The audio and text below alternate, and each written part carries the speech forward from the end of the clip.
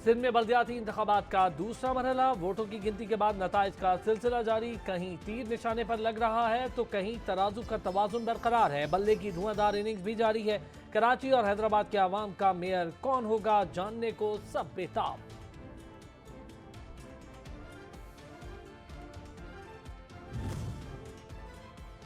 MQM ने बल्दियाती इंतखाबात में कम वोटिंग टर्न आउट को मौक़िफ़ की फतह करार दे दिया। रहनुमाओं के हमरा प्रेस कॉन्फ्रेंस में खालिद मकबूल सिद्दीकी ने कहा, इलेक्शन कमीशन की जानबदारी पर अवामी रेफरेंडम का फैसला आ गया। लोगों ने घरों में रहकर धांधली को मुस्तरद कर दिया।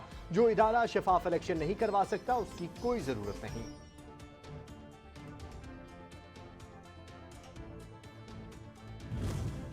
और पंजाब में हमारा मैंडेट कम करने की कोशिश हुई तो वजामत करेंगे, इमरान खान ने वादे कर दिया। कहते हैं जनूबी पंजाब के लोगों को नून लीग और पीपल्स पार्टी में शामिल होने के लिए कहा जा रहा है। अरकान ने पहले भी दबाव मुस्तरद किया, आइंदा भी किसी को खातिर में नहीं लाएंगे।